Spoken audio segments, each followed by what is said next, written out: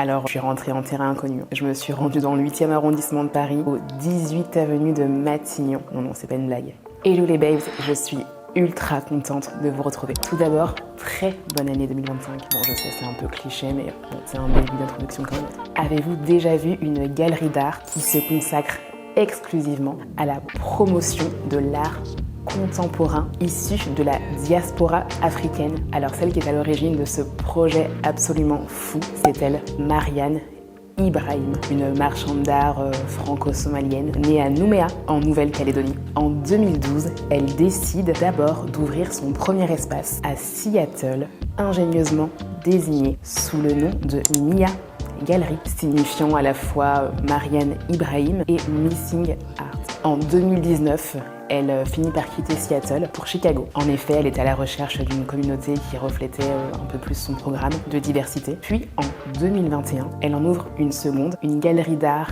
à Paris éponyme, Marianne Ibrahim. Alors, je suis rentrée en terrain inconnu.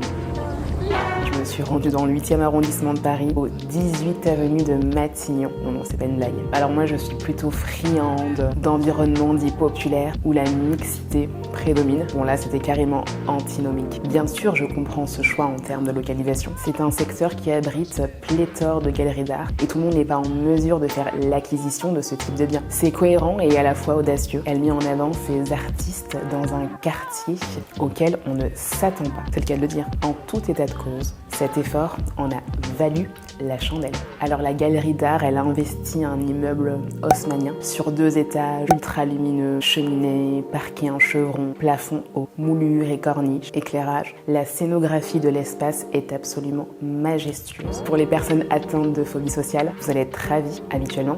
À l'entrée des galeries, il y a toujours un vendeur derrière son bureau, une configuration qui pourrait éventuellement vous freiner à passer la porte de la galerie, sachant que cette dernière est en grande partie tout le temps vide, du moins à chaque fois que je passe devant une galerie. Bonne nouvelle, figurez-vous que chez Marianne Ibrahim, leur bureau se situe au fond. Oui, parce qu'ils sont 2. On ne peut pas tout avoir. Anyway, je me suis rendue pour ma part à l'exposition de Patrick Eugène, Solitude. Donc la galerie d'art Marianne Ibrahim, finalement, elle a su créer l'exclusivité en présentant la première exposition solo de Patrick Eugène. Réelle exclusivité ou s'agissait-il de la seule galerie d'art française qui a choisi de l'exposer? Alors l'exposition Solitude, elle se lance dans une exploration empirique d'espaces introspectifs, examinant l'expérience multiforme d'être seul. Cette série de peintures confronte tout le spectre de la solitude, de l'immense solitude à la consolation tranquille et à l'introspection profonde. Afin d'être au plus proche de l'objet de son étude, Patrick Eugène crée ses œuvres dans l'isolement.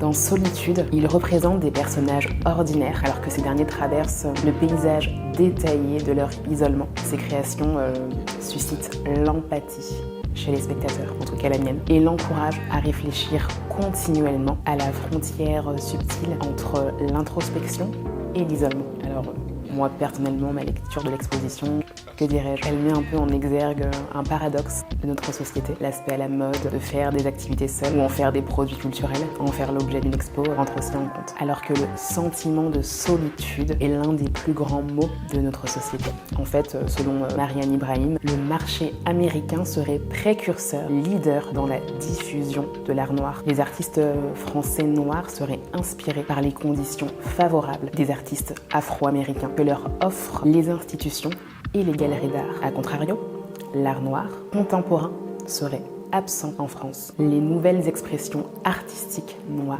contemporaines ne seraient pas validées par les institutions françaises. Pour elles, c'est parce qu'il manquerait d'initiatives entrepreneuriales à l'égard de structures spécialisées. Serait-ce parce que le marché ne serait pas intéressé? Peut-être que les galeristes ne sont finalement pas connectés aussi avec le narratif. En effet, on a souvent tendance à penser que l'art africain est égal à l'art traditionnel, qui est égal à l'art primitif et qui est égal aux trophées coloniaux. Comme je vous en parlais précédemment, précédemment dans ma vidéo sur l'exposition 1000 vies d'objets au musée des Confluences à Lyon. En tout état de cause, ce succès ne cesse de croître puisqu'elle fait l'actualité avec l'ouverture de sa nouvelle galerie au Mexique où elle explore l'histoire afro-mexicaine qui reste encore ultra méconnue. Et puis il y a aussi sa participation à la dernière Art Basel en 2024 à Paris. Alors si on voit de plus en plus d'artistes noirs exposés dans le paysage de l'art contemporain français, Marianne Ibrahim a indéniablement ouvert la voie, ça c'est sûr. La franco-somalienne n'y est certainement pas pour rien. Alors des transformations plus profondes sont également à retenir avec la nomination de la Suisse-camerounaise Koyo Kuo, actuelle conservatrice du musée Z Moka du Cap en Afrique du Sud. Voilà, elle a été nommée quand même en tant que commissaire de la Biennale d'art contemporain de Venise, donc en 2026, une véritable évolution majeure. Il s'agit d'une première pour une femme africaine. En outre, c'est seulement la deuxième commissaire originaire du continent africain à marquer d'une pierre blanche, si je peux me permettre. Aujourd'hui, ce n'est plus l'hémisphère nord qui raconte l'histoire de l'hémisphère sud, mais bel et bien l'hémisphère sud qui se charge de conter sa propre histoire. Avez-vous déjà vu une galerie d'art qui se consacre exclusivement à la promotion de l'art contemporain issu de la diaspora africaine maintenant? Oui.